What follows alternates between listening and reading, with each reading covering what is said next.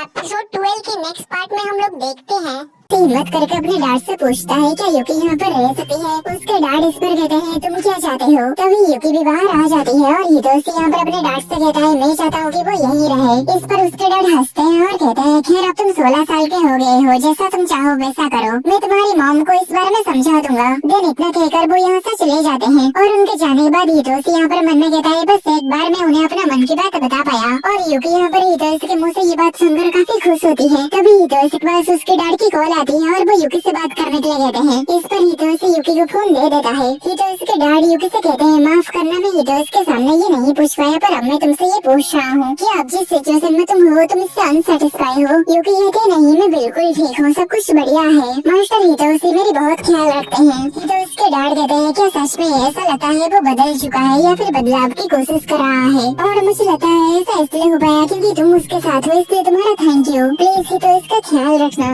इतना कहकर वो फोन रख देते हैं। दिन आगे युकी हितोशी को कहते हैं कि आप मेरे साथ नाइट व्यू देखना चाहेंगे। हितोशी इस पर हैरान होता है कि आखिर वो अचानक से ये बात क्यों कर रही है और आगे वो उसके लिए हाँ कह देता है। इस पर युकी काफी ज्यादा खुश हो जाती है और हितोशी को उठा के घर के छत के ऊपर जाने लगती है। और हितोशी यहाँ पर काफी शर्मा रहा होता है और हैरान होता है। आगे छत के ऊपर आने के बाद हितोशी कहता है आखिर तुम अचानक से ये सब क्यों कर रही हो। युकी ये कि अभी पूरी तरह रात नहीं हुआ है पर यहाँ से शहर का एक सुंदर व्यू दिखाई देता है। हितोशी उससे कहता है आखिर तुम्हारा सांस इतनी ज्यादा क्यों फूल रही है, क्या तुम ठीक तो हो ना। आगे कुछ समय के बाद युकी हितोशी को उसके बर्थडे विश करके उसे उसकी गिफ्ट देती है। हितोशी इस पर सोचता है क्या वो इसी वजह से तो इतनी बेचैन नहीं थी। आगे युकी हितोशी को उसकी बर्थडे गिफ्ट देने के लिए जब इसे आगे करती है तो वो देखते ही ये टूट गया था। इस पर वो काफी ज्यादा दुखी हो जाती है और कहती है मुझे तो बस आज तुम्हें ये देना था। हितोशी इसे लेके कहता है और मैं युकी को यहाँ पर गलत समझ रहा था। अगर आप हमेशा सब कुछ अपने अंदर ही दबाए रखेंगे तो कोई भी ये पता नहीं लगा पाएगा कि आप कैसा महसूस करते हैं। आगे हितोशी युकी को कहता है ये कहानी में कैरेक्टर है जो कि मेरे बचपन में बहुत फेमस हुआ था,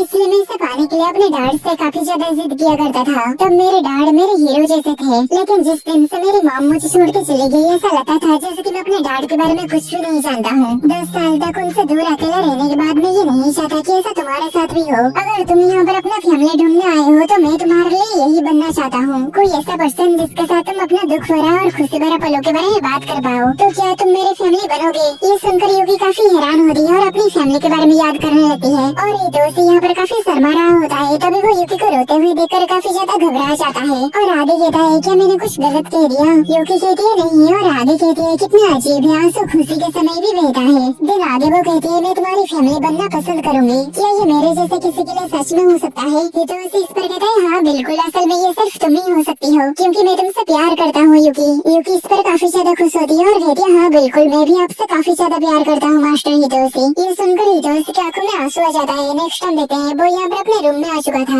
और मन में वो यहाँ पर कहता है मैं युकी को हमेशा खुश रखने की कोशिश करूंगा। नेक्स्ट टाइम युकी को देखते हैं वो यहाँ पर सब्जी काटते हुए हितोशी के बारे में सोचती है और काफी ज्यादा शर्मा जाती है। और इतने में ये एपिसोड और इस एनिमे का सीजन 1 यहीं पर खत्म होता है।